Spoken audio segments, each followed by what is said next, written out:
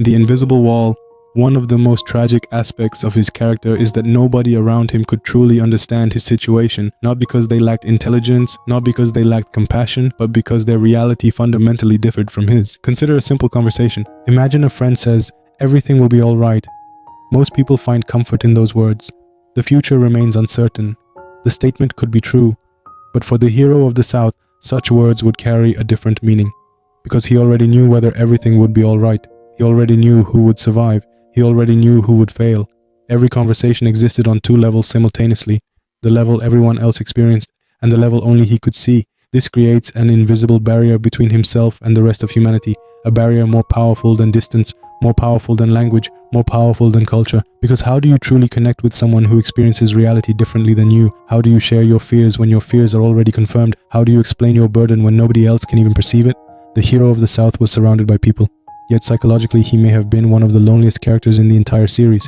Why he smiles. One of the most fascinating moments involving the hero of the South is how casually he speaks about his own death. When Frieren refuses his invitation, he does not become bitter, he does not become angry, he does not plead. Instead, he reacts with almost startling calmness. At first glance, this appears to be confidence, perhaps even arrogance, but psychologically, something far more interesting is happening. This is emotional compartmentalization, a defense mechanism. The human mind cannot continuously function under overwhelming stress. If anxiety remains active forever, eventually the mind collapses. To survive, people create psychological compartments. They separate unbearable truths from daily functioning. Soldiers do this, doctors do this, emergency responders do this. The hero of the South likely mastered this process to a superhuman degree, because if he allowed himself to fully experience the emotional weight of his future every waking moment, he would become incapable of functioning. Imagine waking up every morning knowing exactly how you will die. Most people would break. The hero of the South couldn't afford to break, so he learned something extraordinary. He learned how to coexist with tragedy, not overcome it, not erase it, coexist with it. The calmness people see is not the absence of pain, it is mastery over pain. The hero who walked to his own death. Every hero wants something, at least that is what stories usually teach us. Some heroes seek justice, some seek adventure, some seek power, some seek peace. But beneath these motivations lies a deeper and more universal desire, the desire to matter, the desire to leave a mark upon the world, the desire to be remembered. This desire is not selfish, it is profoundly human. Human beings are temporary creatures. We know we will die, we know our lives are finite, and because of that, we naturally seek permanence through memory. We build monuments, we write books, we create families, we establish nations, we leave behind evidence that we existed. The fear of being forgotten is one of the oldest fears in human history, yet the hero of the South possessed something almost impossible. He accepted it. Not reluctantly, not tragically, not bitterly, completely. And that acceptance may be the most psychologically astonishing thing about him, because while Himmel wanted to become a symbol remembered for generations, the hero of the South was prepared to disappear, not because he lacked accomplishments, not because he lacked greatness, but because he fundamentally understood something most people never do. History is more important than the individual.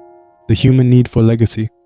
Before we can understand the hero of the South, we must first understand what he rejected. Psychologists often describe human motivation as extending beyond survival. Once basic needs are met, people seek meaning, purpose, significance, a sense that their existence mattered. One of the most powerful methods humans use to achieve this is legacy.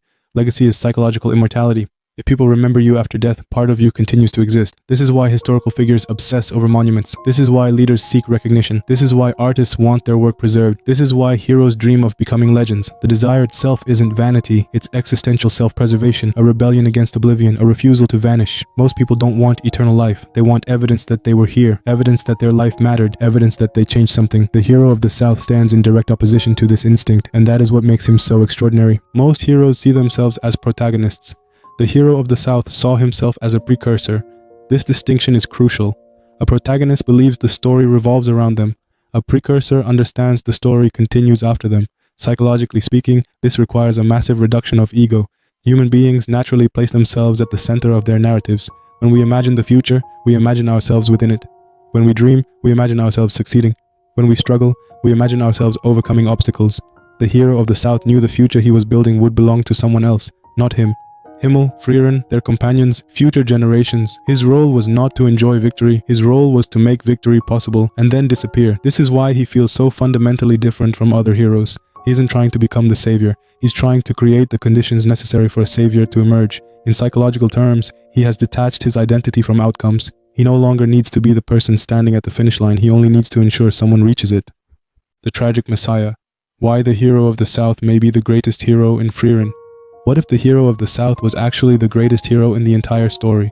Not the most accomplished, not the most beloved, not the most remembered, the greatest.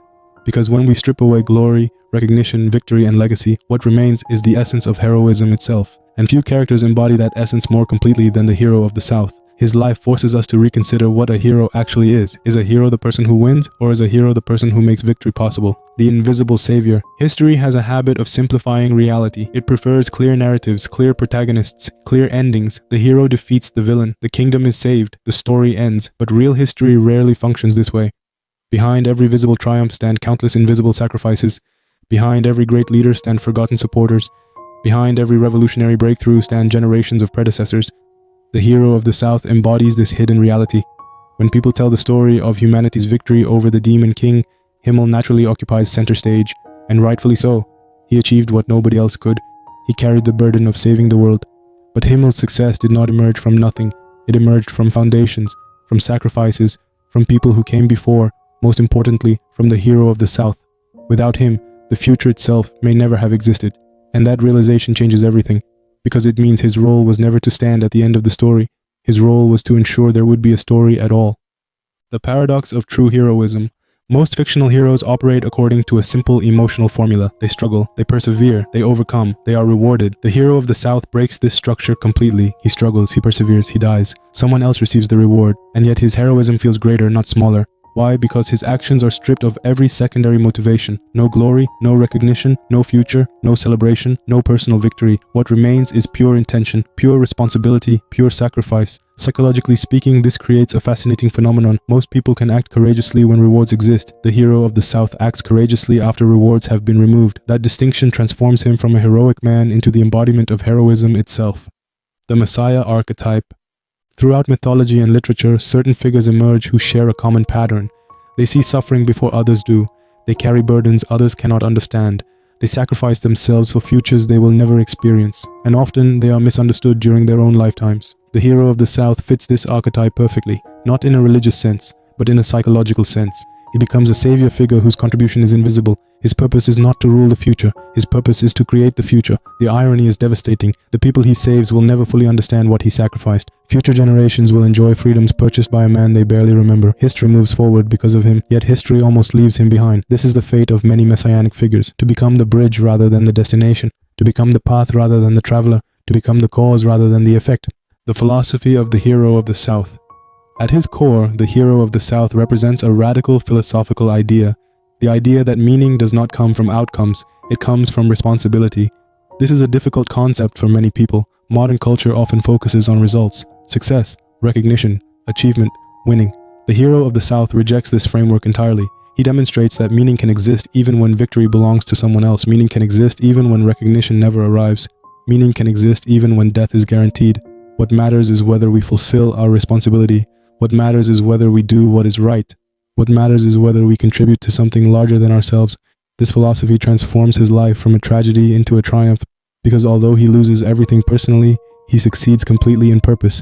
Ultimately, the hero of the South teaches a lesson far greater than heroism. He teaches a lesson about meaning itself. Life does not guarantee recognition. Life does not guarantee fairness. Life does not guarantee reward. Sometimes the people who contribute the most receive the least. Sometimes the foundations remain invisible. Sometimes history celebrates only the final step and forgets the 1,000 steps before it. Yet that does not diminish the value of those steps. The hero of the South understands this, and because he understands it, he is able to do something extraordinary. He gives everything without demanding anything in return. Not gratitude, not fame, not victory, not remembrance, nothing. And perhaps that is why he feels almost impossible to forget. Ironically, the man who accepted being forgotten became unforgettable. When people look at the hero of the South, they often see a tragic figure, a man destined to die, a man burdened by foresight, a man abandoned by history. But that interpretation only tells half the story, because the hero of the South is not merely tragic, he is triumphant. He achieved exactly what he set out to achieve. He protected the future. He created the conditions necessary for humanity's survival. He carried his burden without complaint. He accepted his fate without surrendering his agency. He walked toward death without losing his purpose, and in doing so, he became something extraordinarily rare. A hero whose actions were completely divorced from self-interest. A hero who acted after hope died. A hero who accepted obscurity. A hero who willingly became the foundation beneath another hero's legend. In a story filled with extraordinary people, that may be the most extraordinary achievement of all, because the hero of the South answers the ultimate question of heroism. Would you still do the right thing if nobody ever knew you did it? His answer was yes. Not because it was easy, not because it was rewarding, not because it guaranteed success, but because it was necessary. And that is why the hero of the South stands as one of the most profound and psychologically fascinating characters in Frieren, Beyond Journey's End. Not the hero who won, not the hero who was remembered, but perhaps the hero who sacrificed the most, the hero who walked knowingly toward his own death and never once turned back. Thanks for watching. If you enjoyed this deep dive, don't forget to like and subscribe.